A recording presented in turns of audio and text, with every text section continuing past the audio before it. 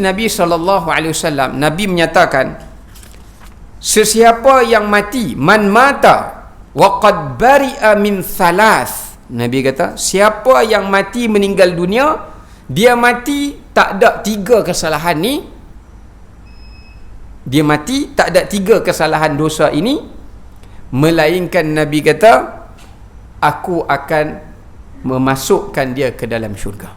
Maknanya ada umat Nabi SAW yang mana Nabi tak nak bagi syafaat kat dia, atau Allah tidak mengizinkan untuk memberikan syafaat kepada dia, disebabkan kerana dia buat 3 dosa ini. Dia buat 3 kesalahan atau dosa itu. Apa dia yang pertama? Nabi kata al-kibru, iaitu orang yang mati dalam keadaan sombong. Kibir ni maknanya sombong, ujub, bangga diri, riak. Yang mati seperti itu, maka dia terpulang antara dia dengan Allah, sama ada Allah nak bagi dia dapat syafaat ataupun tidak, ya, sebab dia dah masuk dalam kategori syirik, yang boleh membawa manusia kepada syirik. Yang kedua, ad-dain, yakni hutang.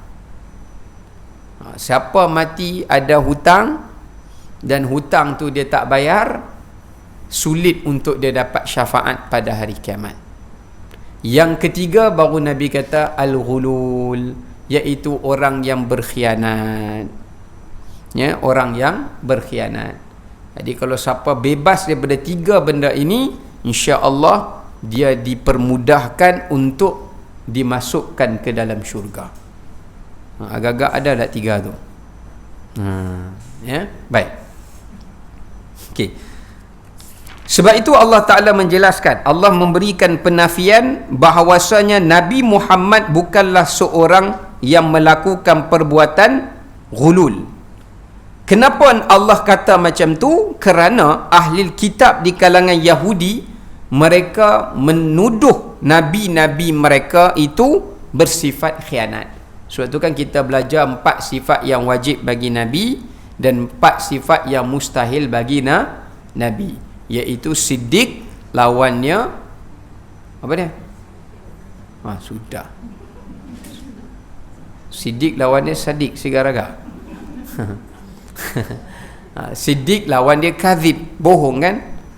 Kalau al-amin lawan dia khianat. Kemudian tabligh lawan dia kitman, menyembunyikan. Kemudian yang keempat, fatanah lawan dia baladah, yakni bodoh, ya. So salah satunya adalah amanah lawan dia khianah, ya, khianat, ya.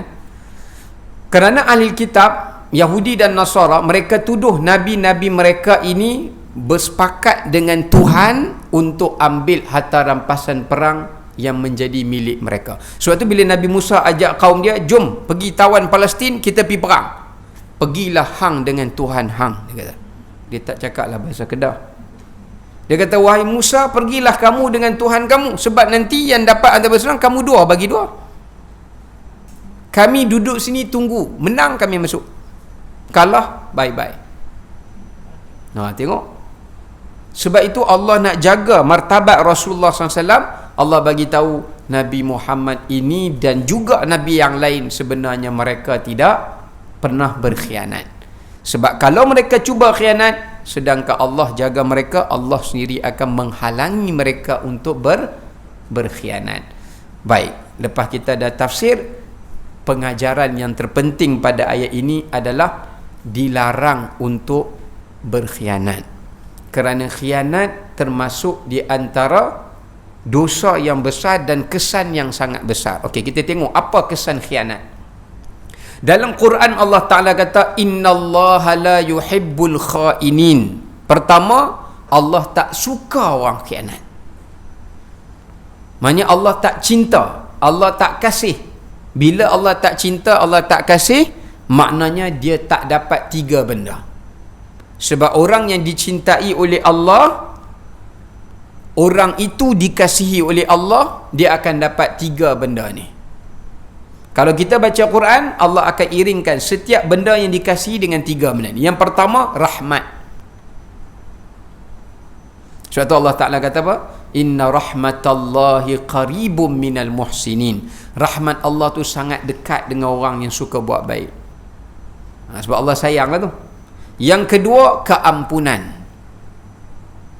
Kalau orang tu Allah tak kasih, Allah tak ampunkan dosa dia.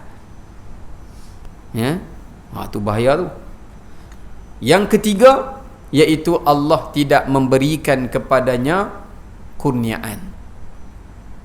Dipanggil fadlun, fadlullah. Walaula fadlullahi alaikum wa rahmatuh. Kalaulah bukan dengan kurniaan Allah dan rahmatnya. Apa makna kurniaan? Kurniaan ni macam Allah beri kepada kita mudah untuk buat baik, mudah untuk faham, mudah untuk khusyuk. Itu semua kurniaan. Belajarnya ingat, balik boleh ceramah balik, buat live. Apa yang ustaz ceramah tadi, dia ceramah balik.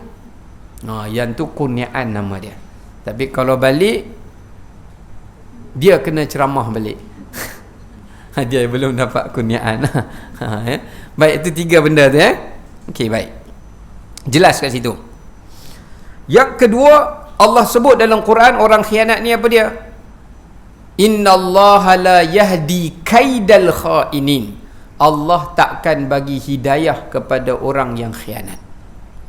Maknanya yang kedua, tadi Allah tak cinta, tak kasih. Nombor 2, Allah tak bagi petunjuk pada dia. Sebab tu orang yang khianat ni sukar untuk bertaubat. Sebab Allah tak bagi hidayah dan petunjuk kepada dia. Dia akan rasa seronok dengan khianat itu. Dan dia akan mati dalam pengkhianatan itu. Itu bahaya tu. Ya. Sebab tu kata Imam Al-Ghazali, ada 2 benda yang paling bahaya jika Allah cabut pada diri kamu. Ada 2 benda. Kalau Allah cabut daripada diri kita, maknanya macam kita terputus hubungan dengan Tuhan. Pertama apa? Pertama, bila Allah cabut nikmat hidayah. Bila kita tak ada hidayah, kita tak boleh berpegang pada agama. Kita tak boleh buat amal soleh. Bila tak ada amal soleh, iman pun hilang, akan datangnya kufur. Yang kedua, Allah cabutnya sifat al-haya, yakni sifat malu. Orang bila tak malu, macam-macam lah, TikTok dia joget lah, apalah apa semua, sampai dia tak fikir dah agama dia ataupun apa-apa pandangan manusia, dia tak rasa segan. Dia akan buat apa saja yang dia nak buat. 2 benda ni kalau Allah cabut, maknanya Allah nak tunjuk dia tak suka dah hamba dia tu. Minta maaf lah, I left you, remove you from the group. Nampak tu? Cik admin lah, dia tak suka kita, dia left kita. Dia tak left, dia remove kita. Ya, itu contoh. Baik. Yang ketiga, orang yang ghulul ini, kita tengok dalam ayat ni Allah kata apa? Wa may yaghlul ya'ti bima ghalla yaumal qiyamah. Siapa yang pernah berkhianat, Allah akan datangkan dia pada hari kiamat dengan apa yang dia khianatkan. Ghalla itu di situ ada ulama tafsir maknanya belenggu. Belenggu ni apa dia? Gari. Gari. Kan kita baca wasalasila wa aghlal. Aghlal tu daripada ghulul lah. Salasila wa aghlalan wa sa'ira.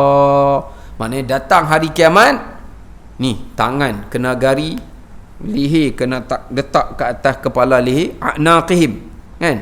Allah kata dalam surah Yasin, diletak atas ni, kaki dia pun diikat. Jadi kalau kita tengok ada orang yang diikat, maknanya mereka ini dalam kumpulan orang-orang yang berkhianat. Semua yang bangun daripada mahsyar, karakter mereka berbeza. Antara nak kenal ciri-cirinya, bila ada manusia, Allah kata 2 tangannya diikat lalu digantung atas kepala dia, dan kepala dia terpaksa tunduk, dan kakinya juga dirantai, dia berjalan sambil memikul. Semua rantai-rantai yang ikat tangan apa semua tu, di belakangnya diletakkan satu beban. Apa dia beban itu? Beban itu adalah apa yang dia khianatkan dulu. Dia akan heret lah, heret. Orang tengok ni siapa ni? Oh, tahu dah. Kami belajar dah surah Al-Imran dulu. Ini adalah golongan orang-orang yang khianat. Tu takut ibu sekalian ya. Setengah dalam riwayat Imam Ahmad mengatakan, bukan setakat dia diikat, ditulis di belakangnya dan di hadapannya perkataan, aku berkhianat pada fulan bin fulan. Dan semua manusia di padang mahsyar boleh membacanya dan boleh melihat dia. Malunya. Katakanlah banduan lepas dia dibebaskan selesai hukuman, dia pakai baju biasa, orang kenal tak dia bekas banduan? Tak kenal. Yang ni kena pakai seumur hidup. Pakai baju tu orang tengok, oh dia ni tipu kawan ni, oh dia ni khianat kawan ni. Jadi orang boleh kenal siapa individu itu. Itu dia.